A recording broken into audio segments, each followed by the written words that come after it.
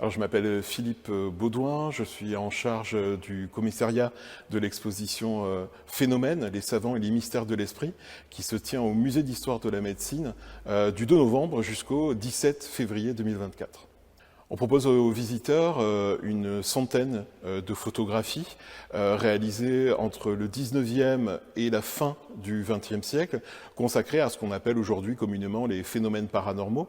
Il est question d'hypnotisme, de télépathie, de médium aussi, d'ectoplasme et un petit peu de maison hantée, mais tout ça généralement sous l'angle de l'expertise scientifique, voire médicale. On est dans l'enceinte même du musée d'histoire de la médecine et on s'aperçoit que depuis la fin du 19e, beaucoup de médecins ont tenté d'expérimenter, de comprendre, d'étudier ces phénomènes dits inexpliqués.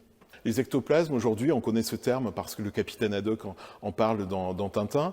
C'est une insulte, mais au départ, effectivement, Hergé faisait référence à des matérialisations, une sorte de substance blanchâtre qui sortait du corps des médiums par le nez, la bouche, les oreilles, et qui parfois prenait des formes humaines, notamment des visages, des pieds, des mains. Et ici, on a beaucoup de photographies qu'on montre assez troublantes, assez étonnantes, et puis aussi des objets, des moulages d'ectoplasme très très rares, des moulages de mains et de pieds obtenus lors de séances de spiritisme dans les années 10.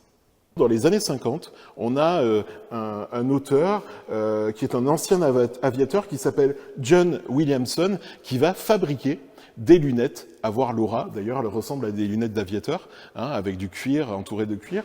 Et à travers différents filtres colorés, eh bien, Williamson était persuadé qu'il pourrait donner la possibilité à tout un chacun de visualiser ces fameuses auras autour du corps humain. Ectoplasme, aura, apparition, enquête fouillée sur des maisons hantées, les mystères paranormaux sont ici confrontés à la méthode scientifique. L'exposition Phénomènes est à découvrir jusqu'au 17 février au musée d'histoire de la médecine, rue de l'École de médecine, dans le 6e arrondissement de Paris.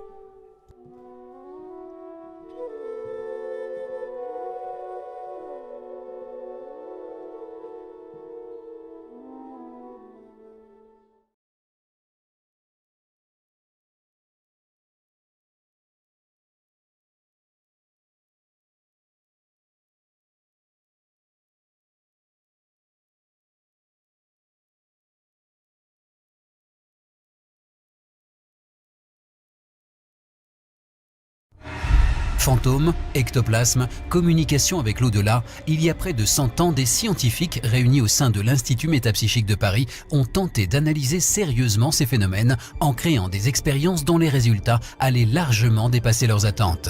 Parmi ces scientifiques, l'Institut comptait notamment des médecins de renom. Alors le plus célèbre de l'époque s'appelle Charles Richer et il est célèbre parce qu'il a un prix Nobel de physiologie, de médecine. Et autour de lui, il réunit une équipe surtout constituée de médecins mais aussi de physiciens qui vont mettre en place des protocoles de plus en plus rigoureux avec l'aide parfois de magiciens pour déjouer un petit peu les trucs. Durant l'hiver 1920, plusieurs expériences extraordinaires seront menées dans les locaux de l'Institut. Des expériences très encadrées, où l'on étudiait notamment le pouvoir d'un médium polonais capable de générer d'étonnants phénomènes physiques. Des séances où les scientifiques assistèrent à des manifestations stupéfiantes.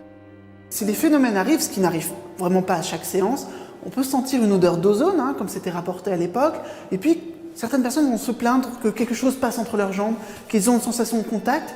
On peut voir des choses un peu lumineuses apparaître dans la pièce, et si vraiment la séance est bonne, on va voir apparaître l'ectoplasme partiellement ou totalement.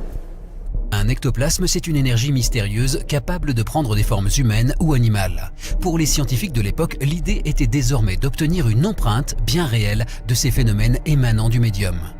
Au cours de la séance, quelque chose sort du corps du médium, se trempe dans le bac de paraffine, il y a une mince pellicule de paraffine qui entoure ce membre et qui est déposée au sol ou sur les genoux d'un des expérimentateurs présents.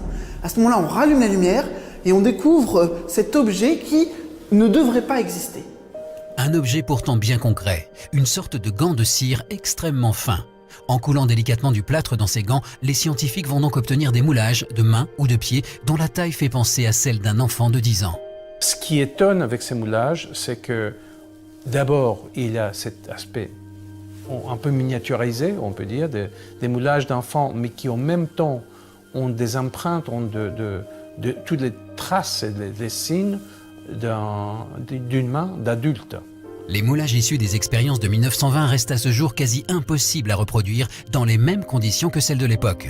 Compte tenu du sérieux des scientifiques, des protocoles stricts et d'un encadrement extrême du médium, toute forme de fraude semble irréalisable.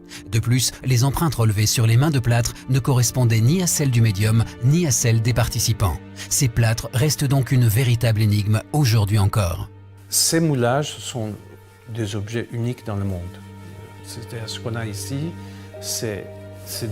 on peut dire les objets de la métapsychique les plus incroyables qui existent après 150 ans de recherche.